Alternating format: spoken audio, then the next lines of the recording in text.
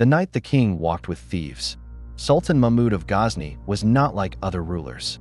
By day, he sat upon a throne adorned with gold, surrounded by guards, scholars, and officials.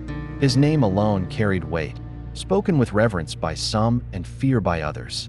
But by night, when the city fell silent and shadows stretched across narrow streets, the Sultan became someone else entirely. Wrapped in plain clothing, his face concealed, he would walk the streets alone, not to spy out of suspicion, but to understand.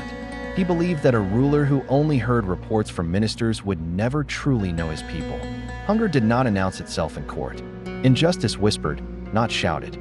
So the Sultan listened where voices were lowest, among the poor, the forgotten, and the restless. One such night, as the moon hung low over Ghazni, he noticed a small crowd gathered in a secluded corner of the city. Their movements were tense, their voices hushed. Instinct sharpened his steps. He drew closer. They were thieves, not drunkards or fools, but men planning carefully, deliberately. Each face carried the hard lines of desperation and habit. Before Sultan Mahmud could retreat, one of them noticed him. "Who are you?" the man asked sharply. The Sultan paused only a moment, then replied calmly, "I am just like one of you." The thieves exchanged glances. A lone man out at this hour, dressed simply, fearless, clearly one of their own. Their shoulders relaxed. "And what are you doing out so late?" another asked. "The same as you," the Sultan answered. "To steal." Satisfied, they welcomed him into their circle. After a moment, the Sultan spoke again. "If we are risking our lives, why steal small things? Why not take enough wealth to free us forever from this life?" The thieves leaned in.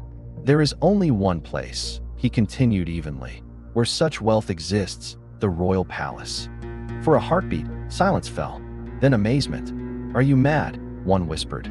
"That place is guarded day and night." But excitement burned brighter than fear.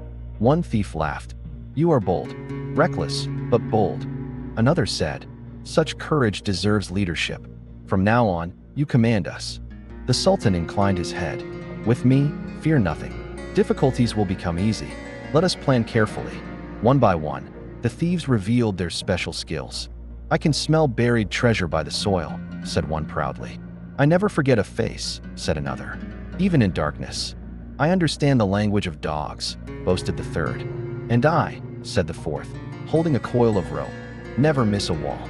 When they turned to the Sultan and asked of his skill, he stroked his beard thoughtfully. "My skill," he said, "is this. When criminals stand at the gallows, condemned to death, if I shake my beard, they are released." The thieves stared in awe. "With such a leader," one said, "even death fears us." They moved swiftly toward the palace. As they walked, a dog barked fiercely at them from a distance. "What did it say?" they asked the dog interpreter. The man frowned. "Strange thing, the dog says one of us is a king." Laughter erupted. "We are all kings tonight," they mocked, dismissing the warning. They breached the palace walls, gathered treasure beyond imagination, and escaped into the forest. There, the Sultan spoke again. "Do not divide the treasure now. The king will search every home. Bury it here. When the hunt ends, we return." They agreed. Before parting, the Sultan asked for their addresses. At dawn, the palace erupted in chaos. The Sultan, now restored to his throne, ordered the thieves arrested. They were caught easily. At the gallows, despair crushed them. "Where is our leader now?" they cried. When they were brought before the Sultan, one thief trembled. "I recognize him," he whispered. The dog was right. The Sultan smiled. "Watch," he said, shaking his beard. And with that simple motion, the chains fell away. The thieves collapsed in tears, not of fear, but of awakening. They left the court changed men. This is a story about timing, wisdom, and mercy. Sultan Mahmud could have arrested the thieves the moment he met them. But punishment alone does not heal corruption. It only suppresses it temporarily. Instead, he let them see their own darkness, walk fully into it, and then offered a way out. True leadership does not rush to destroy, it waits to transform.